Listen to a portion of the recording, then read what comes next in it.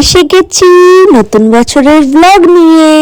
নতুন বছরের প্রথম দিন কি করলাম, এই যে বিয়ের কার্ডের পুজো দিলাম নিজেরাই ঘরে মিলে দুজনে একসাথে পুজো দিয়ে প্রতিটি কার্ডে যত্ন করে হলুদ লাগিয়ে দিলাম, নিয়ম যেটা লাগানোর আর কি, নিমন্ত্রণ করার আগে দিতে হয়। ওদিন বৃহস্পতিবার ছিল, পাঁচালি পড়ার দিন। তো এই জিনিসটা নিয়ে এসেছে লক্ষ্মী গণেশ, রূপোর, ফড়িংদি আর সন্দীপ দা। আমরা সেদিনকে খেতে অনেকটা লেট করে ফেলেছিলাম, প্রায় বিকেল হয়ে গেছিল।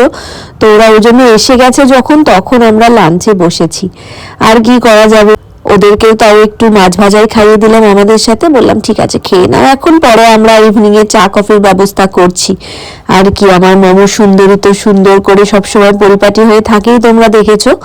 আর আমরা এই যে খেয়ে দিয়ে একটা বিস্তর ল্যাদের জগতে, মানে কি ভয়ঙ্কর ল্যাদে চলে গেছি। আর ফাইনালি তারপর আবার বর নিয়ে এলো কাতলা আর কমলা, সেই ভাইরাল রেসিপি কমলা কাতলা।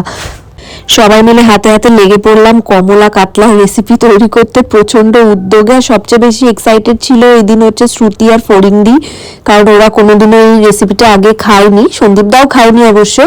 কিন্তু যাই হোক, তো এই সব কিছুর মধ্যে আমি চাটা তো ভুলতে পারি না, ওটা খেয়েই নিলাম। আর এরা সবাই এদিকে সব লেগে পড়ছিল কাজে কর্মে, মাছ ধোয়া বা সবকিছু করার দায়িত্ব আমারই থাকে। আর একটু আগে দিনে বারবিকিউ এর চিকেন ইয়েটাও ছিল, তো সেইটা দিয়েও একটুখানি চিকেনের প্রিপারেশন। আর বর মশাই তো মানে কি বলবো, আগে বহুবার বলেছি যে লোকজন পেলে ওর থেকে বেশি খুশি আর কেউ হয় না। তো এইটার সময় ওরা দেখবে যে কিভাবে কমলা কাতলাটা হচ্ছে। তো কার্তিকও এসেছিল এই দিনকে, আর এই যে ফাইনালি কমলা লেবুর রসটা দিচ্ছে, এইটা ওরা এই যে দাঁড়িয়ে দাঁড়িয়ে দেখছে কি সেই এমন রেসিপি। ওরা নিজেরাও বানাবার জন্য সুপার এক্সাইটেড। সত্যি ও রেসিপিটা দারুণ করে, শুধু এটা বলে নয়, যে কোনো কিছু।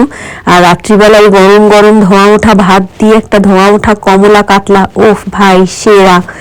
আর কি, সারা সকাল পুজো আচ্চা করে বেলা অব্দি ল্যাদ খেয়ে তারপরে আবার একটা সুন্দর ডিনার করে প্রিয় মানুষদের সাথে খুব সুন্দর করে বছরের প্রথম দিনটা শুরু হলো। আর রাতে মমুর আর আমার কাজল টাইম।